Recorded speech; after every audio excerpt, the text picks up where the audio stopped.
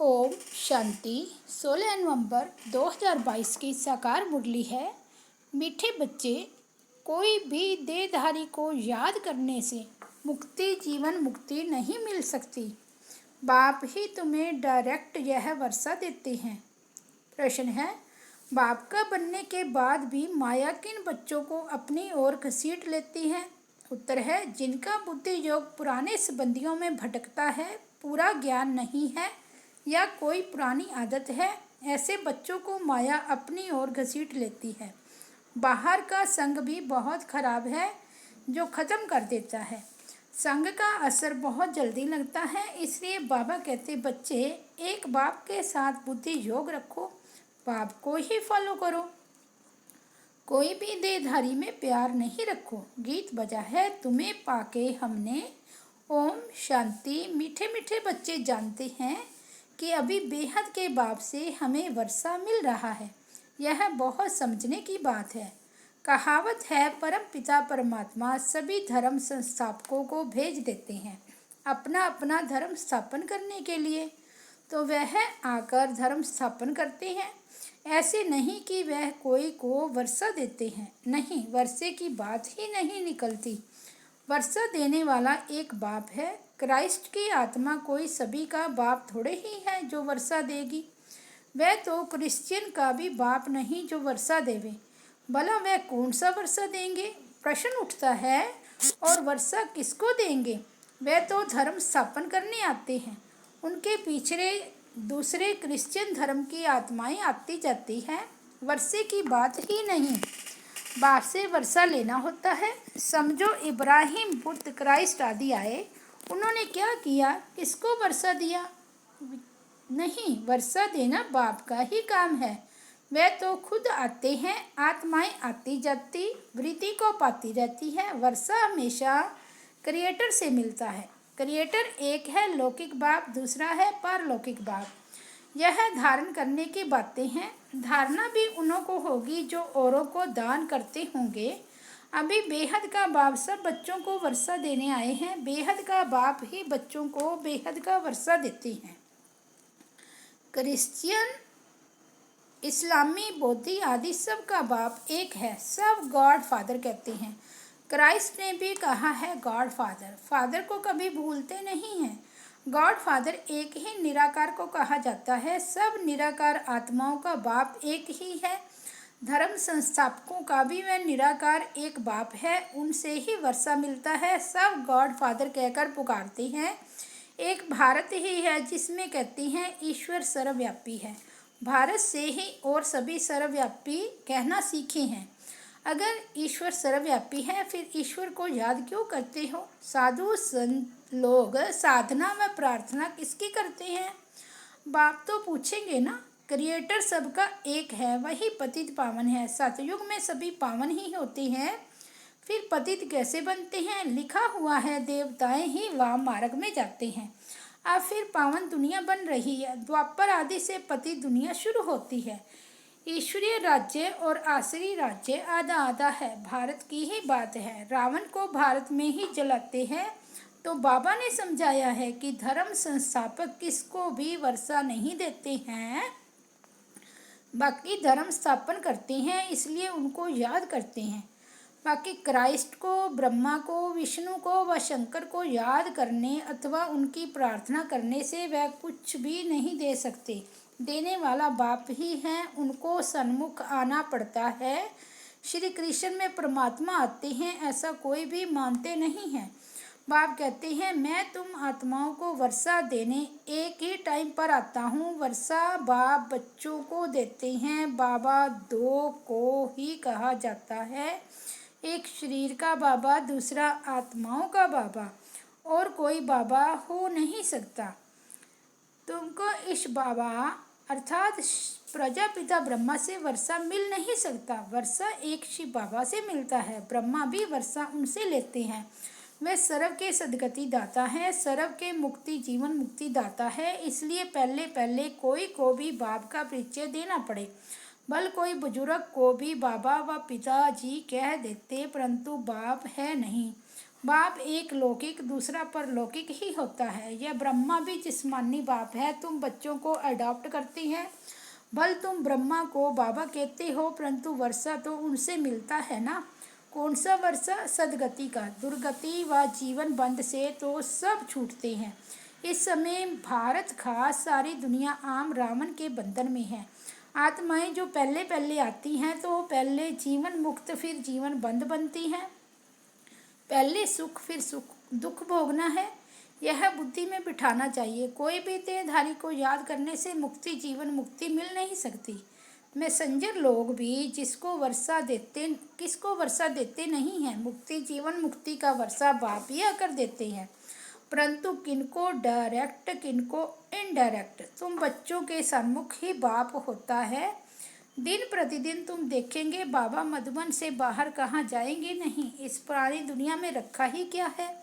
शिव बाबा कहते हैं हमको स्वर्ग में जाने अथवा स्वर्ग को देखने की भी खुशी नहीं है तो बाकी इस दुनिया में कहाँ जाएंगे। मेरा पार्ट ही ऐसा है। पति दुनिया में आता हूँ। 7 वंडर्स ऑफ वर्ल्ड कहती हैं, परंतु उनमें कोई स्वर्ग बताते नहीं। स्वर्ग तो पीछे आता है। मुझे पति दुनिया पति शरीर में पराये राज्य में आना पड़ता है।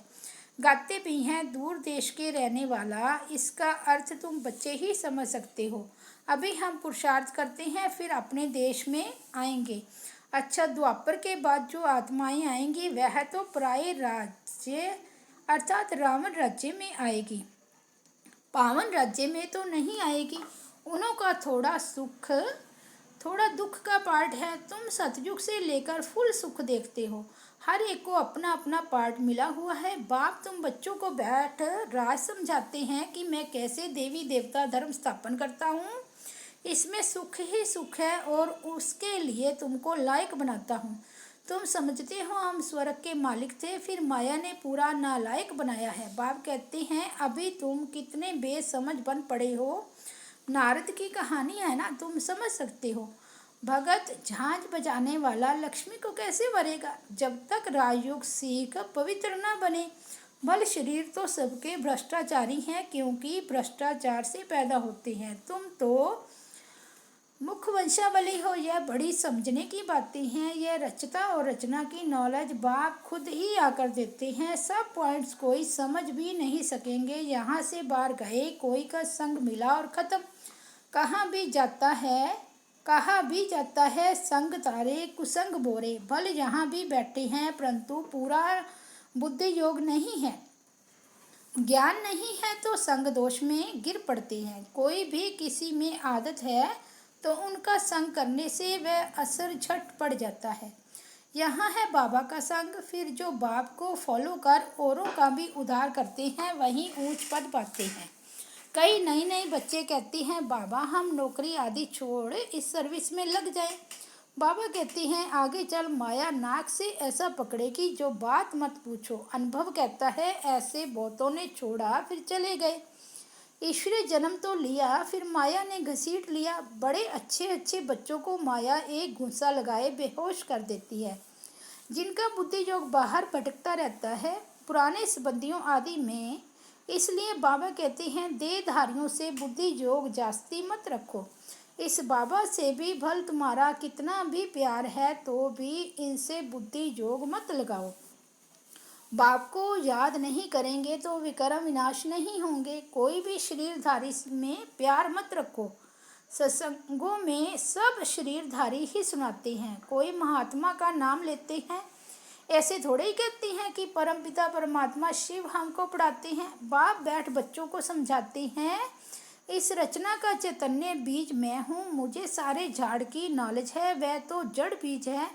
चैतन्य होता तो सुनाता। मुझ बीज में जरूर झाड़ के आदि मध्य अंत की नॉलेज होगी। यह है बेहद की बात। इस समय तमो प्रधान राज्य है तो उसका भबका जरूर होगा। कितने बड़े बड़े नाम रखाते हैं, ज्ञानेश्वर गंगेश्वरानंद, लेकिन आनंद तो कोई को मिल नहीं सकता। सन्यासी खुद कहते हैं सुख कागविष्टा समान है, लेकिन स्वर्ग का नाम भूलते नहीं हैं। कहते हैं फलाना स्वर्ग पधारा, फिर पितरों को बुलाते हैं। आत्मा कोई में प्रवेश कर बोलती है, परंतु आत्मा कैसे आती है कोई नहीं जानते। शरीर दूसरे का है, खाएगी भी उनकी आत्मा, उनके पेट में पड़ेगा। हाँ, बाकी वासना वे लेती है। शिव बाबा तो है ही भोगता, कुछ खाते नहीं। मम्मा की आत्मा आती है तो खाती है, पितर भी आते हैं तो खाती हैं। यह बातें समझने की है। तो सिवाय एक के किसको बाबा नहीं कहा जाता। इससे क्या वर्षा मिल सकता? कुछ नहीं मिल सकेगा। क्राइस्ट ने वर्षा दिया है क्या? उन्होंने तो लड़ाई कर रजाई स्थापन की है। क्रिश्चियन लोगों ने लड़ाई की। जब धन की वृद्धि हो, धन इकट्ठा हो, तब रजाई चल सके। ऐसे थोड़े ही कि क्रिश्चियन ने रजाई दी। रजाई अपने पुरुषार्थ से ड्रामा प्लान अनुसार मिलती है, ऐसे कहेंगे। बाकी मनुष्य किसको कुछ दे नहीं सकते। अगर देते हैं तो अल्पकाल का सुख। अभी तो तमो प्रधान है, माया का बहुत जोर है। अब माया से युद्ध करना है। माया जीते जगत जीत। मनुष्य शांति में रहने के लिए कितना माथा मारते हैं। मन ऐसे थोड़े ही शांत हो सकता है। यह तो कुछ सीखते हैं जो हिप्नोटाइज आदि कर अनकॉन्शियस कर देते हैं। मेहनत लगती है किसकी तो ब्रेन ही खराब हो जाती है। बाप कहते हैं अगर कोई कर्म बंधन में अथवा मित्रसंबंधी आदि में बुद्धि जाती रहेगी तो विकर्म विनाश नहीं होंगे। देहधारी से बुद्धि को हटाना है। सबको भूल जाओ, आप मुए मर गई दुनिया। दुनिया को याद करते हो तो तुमको दंड पड़ता है। तुम कहते हो कि बाबा हम मर चुके हैं, हम आपके हैं, तो फिर मित्र संबंधी आदि तरफ बुद्धि क्यों जाती है? गोवा तुम मरे नहीं हो, बाप के बने नहीं हो। बहुत हैं जिनको रात दिन कर्म बंधन का ही चिंतन रहता है। याद में बैठते भी वही संकल्प आते रहते हैं। यहाँ बाबा की गोद में रहते तो मर चुके हैं ना, तो बुद्धि योग कहाँ जाना नहीं चाहिए। सन्यासी तो घर भर छोड़ते हैं, गोवा मर गए।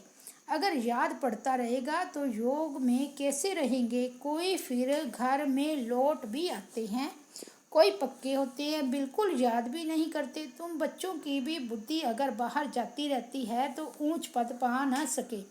बच्चे बने हो तो फॉलो फादर पूरा करना चाहिए, कुछ भी मोह नहीं जाना चाहिए। परंतु तकदीर में नहीं है तो मरकर भी उस तरफ चले जाती हैं। 5% बुद्धि यहाँ है, 95% बुद्धि बाहर है, भटकती रहती है ना इधर के ना उधर के। बाप के बने फिर बुद्धि ही खत्म, मर गए। इस बेहद के संन्यास में विरला ही कोई आ सकता है। माला का दाना भी वही बन सकता है। यह तो तकदीर है। यहाँ जो आकर रहते हैं उन्हों को मेहनत नहीं लगनी चाहिए, परंतु देखा जाता है यहाँ वालों को जास्ती मेहनत लगती है। बाहर में रहने वाले बड़े तीखे चले जाते हैं, किसी में मोह नहीं जाता। समझते हैं कहाँ ये बंधन छूटे तो सर्विस में लग जाए, यह भी देखना पड़ता है। ज्ञान में पक्के हैं, अगर कच्चे होंगे तो पति मर गया तो जैसे जख्म पर नमक पड़ जाता है। जब तक अच्छी रीति नहीं मरे है तो जैसे जख्म पर नमक पड़ता रहता है। यहाँ तो बाबा कहा बस, बाबा के बन गए। पुराना संबंध छूटा, वह जाने, उनके कर्म जाने, हम क्या जाने। इतनी उछल होनी चाहिए, ऐसे बहुत थोड़े हैं।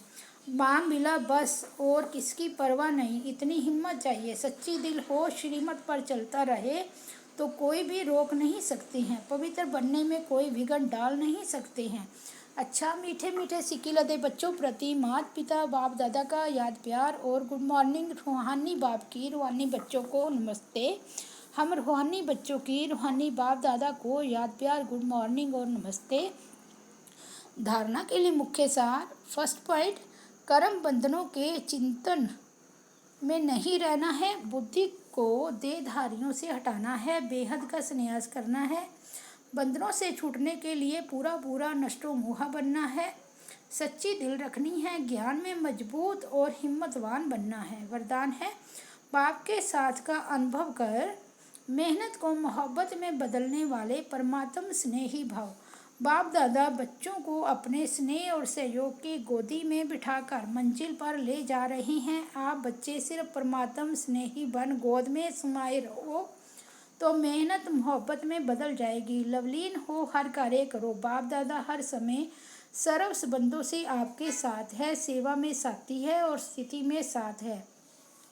सर्व संबंधों से साथ निभाने की ऑफर करते हैं। आप सिर्फ परमात्म स्नेही बनो और जैसा समय वैसे संबंध से साथ रहो तो अकेलापन फील नहीं होगा। स्लोगन है, सब उन्नति और सेवा का बैलेंस ही सफलता का साधन है। अच्छा, ओम शांति।